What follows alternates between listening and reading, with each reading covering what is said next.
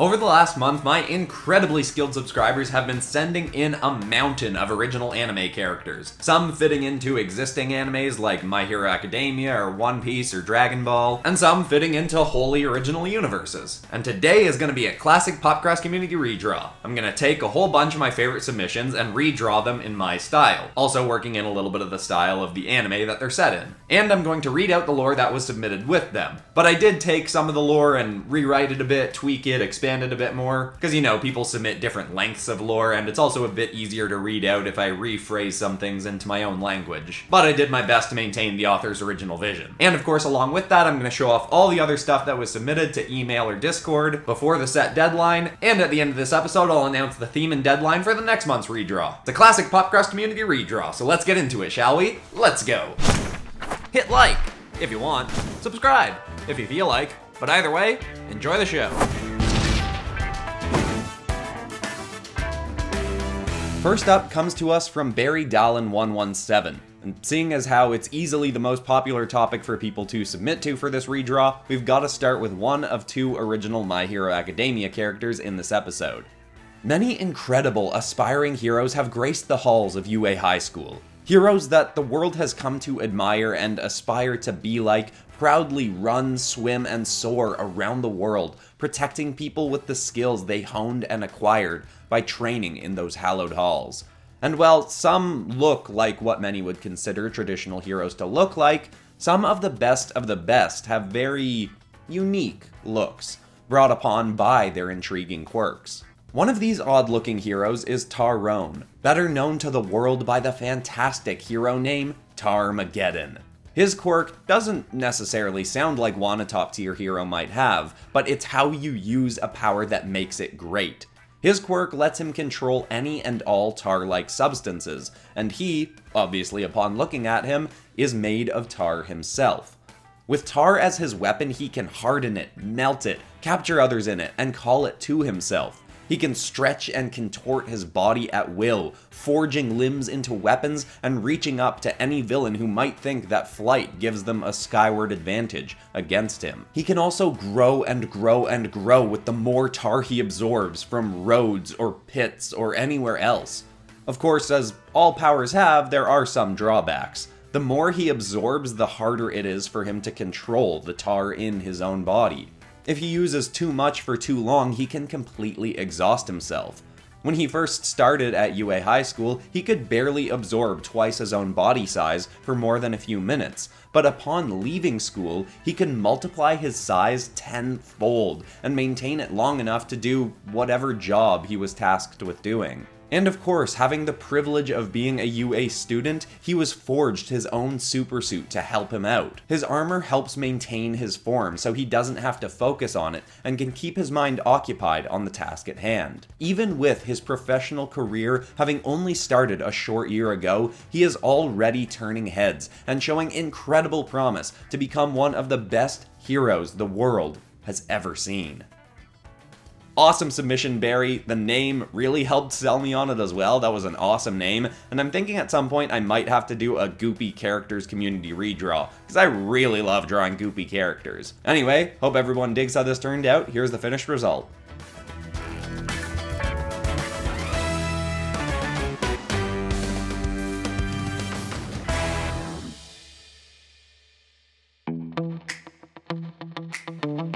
Our next character comes to us from Gigasoup on Discord, and is an original character in an original anime universe. In the year 2095, a horrible and incredible accident at a lab occurred, causing a tear in time and space, merging lands and beings from different worlds together. It's unclear what exactly they were doing in that lab, but it must have been massive, because not only did it cause the first convergence, but it caused a cascading ripple of time and space warping events that continued happening for years on later. Emery Psycho was a 16-year-old high school student at the time of the fourth convergence, in the year 2133. Where once again chunks of other worlds merged in with her own, making her home planet even more bizarre and wonderful, depending on your perspective. Unfortunately, it was also around that time that she lost her mother. The incredible woman had been murdered for seemingly no reason at all, but Emery was determined to someday find out. Her mother had been training her to be an incredible fighter, but after her mom's passing, she continued training with her old man. Leap forward a year or so and she is now on the brink of 18, living with her father and her younger sister, finishing out her last year of high school, when she decides she wants to move to the big city of Stavrodromi.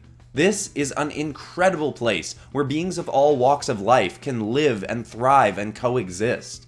With so many worlds having been merged into one, there are all kinds of new beings popping up, and Stavrodromi is one of the few places where they can all live and thrive in at least some kind of harmony. Emery had heard that her parents' mentor, a man named Arthur, was living in Stavrodromi and she wanted to go to continue her training with him. She also hoped that Arthur could help her look for answers as to who had killed her mother and why. Before leaving and celebrating her 18th birthday, her father gifted her with a pair of silver gauntlets, reminiscent of her mother's, that can absorb energy and release it back with incredible power. The color of the gauntlet's lights reveals the level of its charge, green being the lowest and red being the maximum. While in the city, she gets caught in an altercation with this strange girl and follows her into an underground fighting ring. There, Emery wins against her first two opponents, but when she has to go up against the strange girl, she loses. This strange girl that she's fought has a very similar fighting style to herself, but is clearly far more skilled. And in this fight between the two, Emery catches the attention of a man. The very man she came to the city to find, Arthur. She finds out that he is an immortal, and the grandfather of the strange girl that she's just fought with, named Jara Gale. And Jara soon becomes Emery's greatest rival, as they both train under Arthur to become stronger and stronger, discovering new abilities within themselves. And of course, all the while, Emery continues to hunt for clues as to who killed her mother. Awesome submission, Giga Soup, both lore and artwork. It was super cool to work with. I hope you like the finished result. Here it is.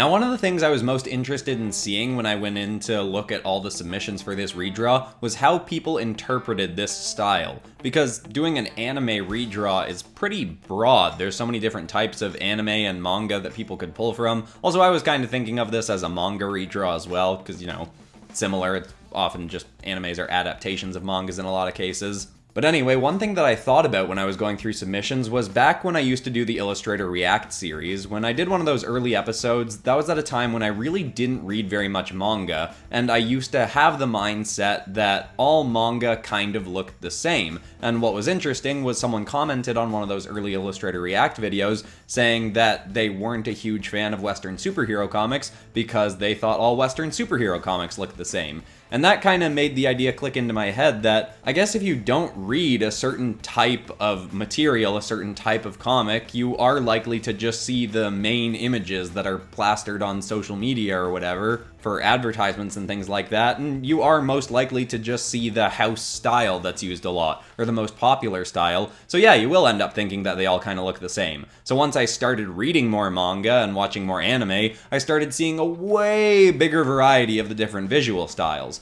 Obviously, there are a lot of visual tropes that carry from one series to another as other artists inspire each other, but there is so much different kinds of art you can find in manga or anime or whatever. So seeing how all of you interpreted this challenge was really fun, and there was a huge range of styles of what people made for their anime characters. And it was fun seeing how people adapted the styles from the series that they were making a character for, if you were making a character for an existing series. Anyway, that's just one of two rambles that's gonna happen as I show off a whole bunch of the submissions. Let's get into some more redraws for now, shall we? The next character was sent in by Stargazer Trap on Discord, who submitted an original Dragon Ball character. Here we go. There is no more fitting place for an incredibly powerful being to come from than to be the child of an angel and a god of destruction. Hoshiko, whose name means Star Child, was such a being who was born the result of a forbidden love. An angel was assigned to help a certain god of destruction, and in their time together they grew closer and closer and built an uncommon connection that soon spawned into love. Their union was forbidden, but that didn't stop them, and soon they had their secret child, Hoshiko. But their child did not come into the universe a powerful, godlike force. Instead, he was weak and dying, and born with only one arm.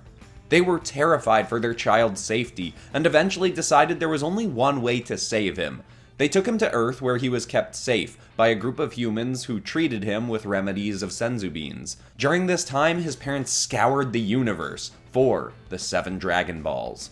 It took time, more than they thought they had, but eventually they did find them all and summoned the mighty Shenron, wishing for him to save their beautiful baby. He did so in a bizarre fashion. A glowing object shot down from space. A living piece of the galaxy collided with Hoshiko in the place of his missing arm.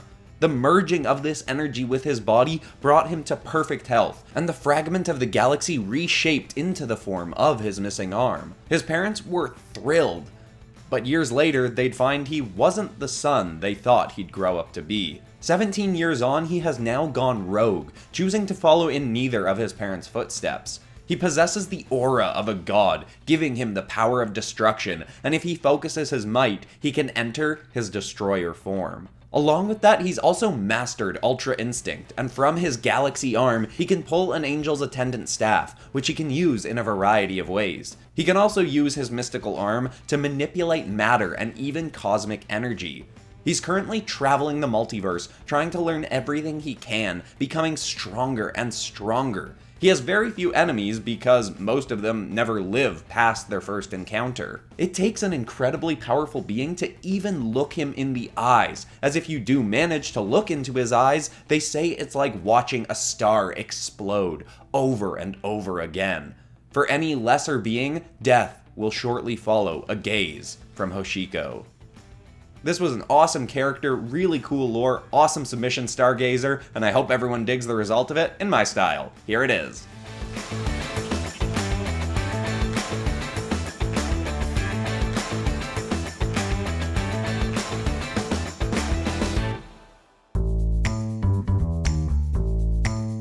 Next comes to us from Sam Lauder. Sam Lauder? Sorry. In the anime that was probably the second most popular one to submit to, other than original animes maybe, which is Pokemon. And it's a pretty unique kind of trainer, so here goes. In the world of Pokemon, trainers come in all shapes and sizes. Anyone can become a trainer and work hard to become a Pokemon master, or even a gym leader. But none others out in the world are quite like this unique individual we look at today. This is Boltbot 5000. He is the first, and so far only, Pokemon trainer to be a robot. Some, seeing him out in the wild in his early days of training, even believed him to be a Pokemon himself, and attempted to catch him before he was able to explain. His creator is still unknown, even to Boltbot. Bot suspects that his creator erased his memory of his own creation to conceal their identity, but still, to this day, Boltbot has no idea why. Did they have good intentions for him, or bad? It's still unknown. But still, it has not hindered his ability to become a great trainer. He was still able to train and seek his destiny as a Pokemon master. He was always most intrigued by electric and metal type Pokemon because of their similarities to himself, obviously. As he went on his journey, he slowly built up a team of his favorite Pokemon: Magneton, Jolteon, Raichu, Boltund, and of course, Electrode. After years and years of honing his skills, Boltbot was even able to become a gym leader, being well suited to the task because of his all-electric team. His gym has become one of the most well-known in his region for its incredibly unique leader, and according to Boltbot, at its current standing, your odds of beating him at his gym are 49.764%. He has had very far from a traditional journey through his Pokemon adventure, but despite his unknown origins and bizarre being, he has grown in, well, not literally grown, as robots don't usually change size, but has become one of the most well-known gym leaders to ever hold a place on the path of other trainers' quests to greatness. There was lots of really cool Pokemon characters submitted, but I think this was probably the most unique one. I really dug the design and the idea. Great job, Sam, and I hope you and everyone else dig the result of it in my style. Here goes.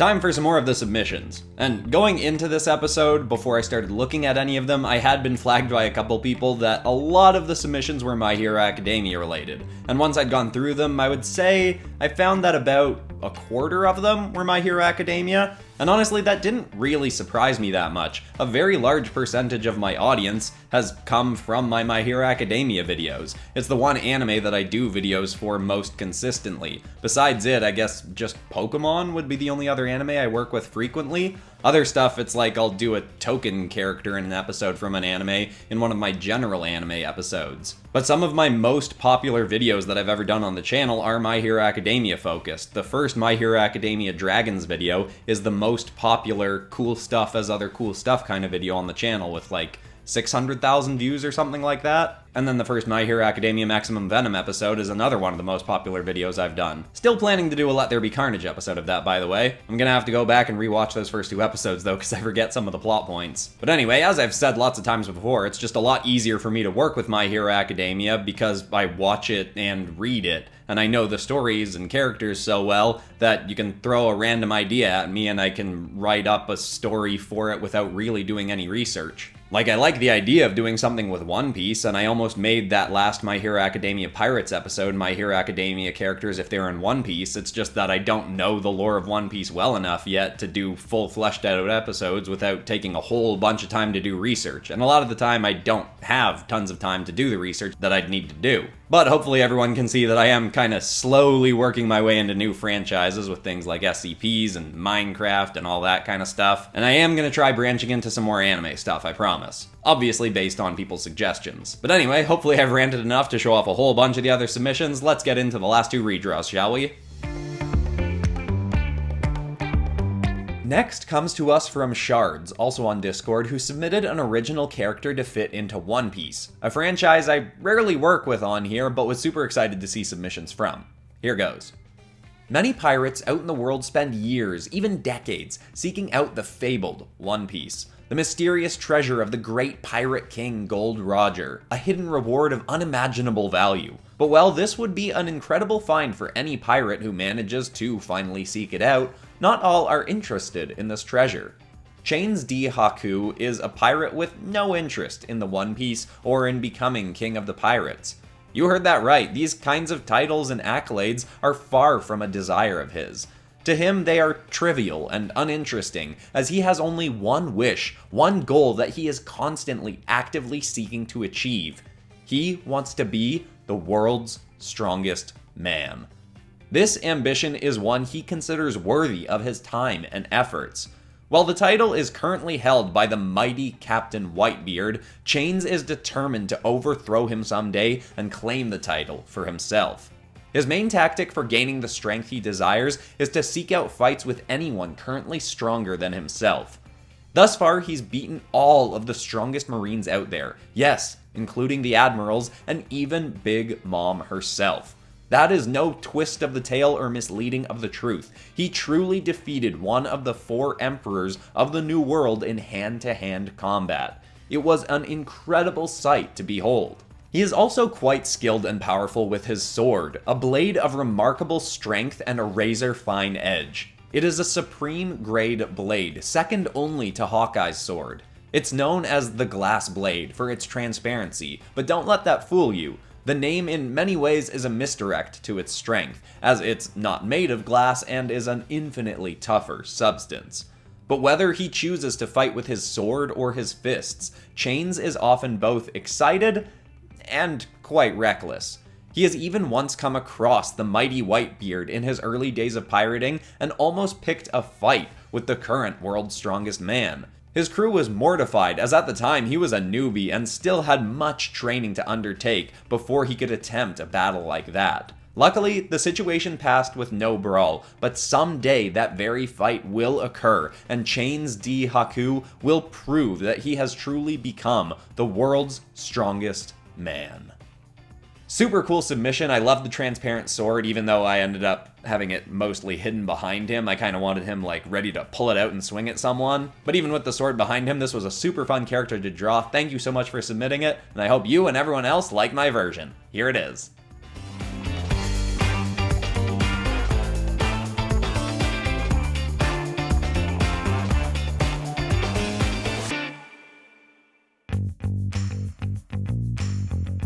Finally for today is another super cool My Hero Academia character coming to us over email by the Diamond Mummy. Here goes the lore.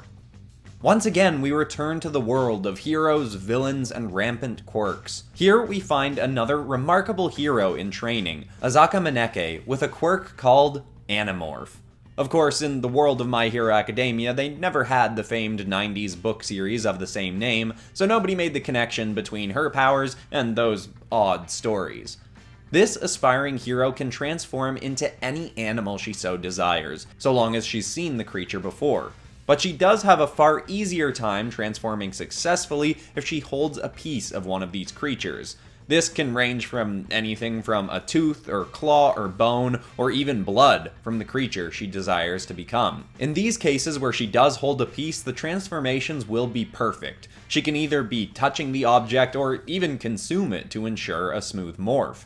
Without one of these, however, her change, as mentioned, can be a bit more unpredictable.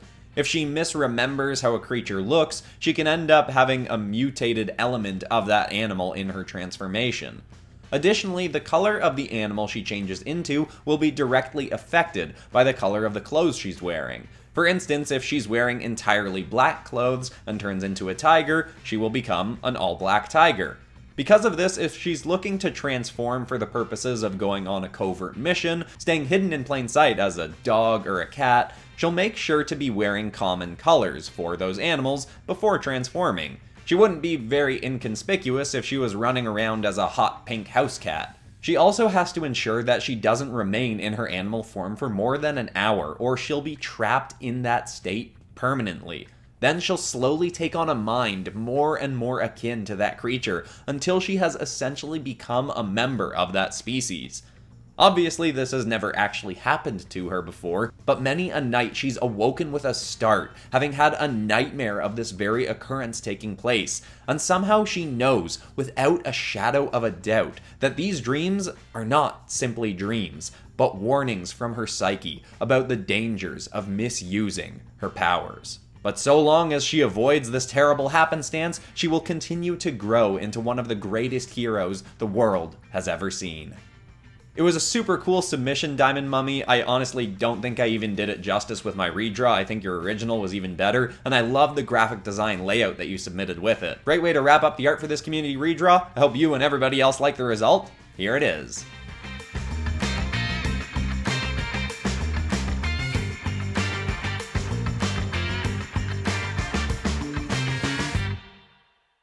And there we have our anime background for the next month. And working with all these awesome characters that you all submitted and just going through all the awesome submissions got me kind of interested in working with some animes that I haven't worked with much before. I mean, I've done Token, Demon Slayer, and One Piece drawings in other anime episodes, but there's lots of anime that I've never done full fleshed out episodes for. So let me know in the comments what ones you'd want me to work with most. I know Demon Slayer fairly well, so that one could probably be an easy one for me to work with. So maybe that?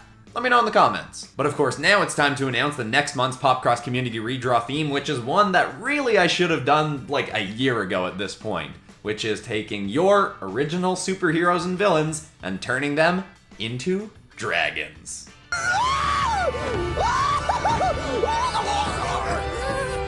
That's right, it is finally happening. But I want to make this one a little bit tougher because I want the submissions coming in to be really well thought out. So you have to submit 2 drawings for your character. One of them in a static pose so I can get a good idea of what their design looks like, and one in a very dynamic pose that you find difficult to draw normally. These redraws are supposed to push you a little bit, so I want you to experiment with a really dynamic pose that works well for your character. And of course, you have to submit at least a little bit of lore so that I can rewrite it into dragon lore. I know you're all up to the task, and I can't wait to see what you all submit. And it's going to be really cool that by the time that video comes out, everyone will actually have seen what Tayrin, the dragon narrator, looks like. In the big crossover video that comes out 1 week from today, Multiverse Tales Battle for the Beast World. That's right, it finally has a title. I've rewritten the episode so many times and I'm pretty nervous about it. It's gonna be really long, but I also think it's gonna be really good. I'm gonna do a bit of a recap at the beginning of the episode, but if you want to be caught up on all the stuff that's happened so far, the episodes that are probably best to watch before that episode are Biomech Kayla, the Beast Chronicler, the Dragon Fusion Brawl, the Kaiju Slayer, and Biomech Benny Sharp Escapes from the Infinite IKEA. Those are the ones that have the most play in what happens in Multiverse Tales Battle for the Beast world. So excited for you all to see that, and obviously so excited for this next redraw. But other than that, that's all for today. I'm Christian Pearson. This has been PopCross Studios, home of the nerdiest art videos on YouTube. Thank you so much to all the submissions again. Thank you to everyone who watched this, and I hope you all enjoyed yourselves. And I'll see you all in the next video on Monday, which is finally Marvel Transformers. Should I have given that away? I don't know, but I guess I did. It's finally coming. Okay, goodbye everyone.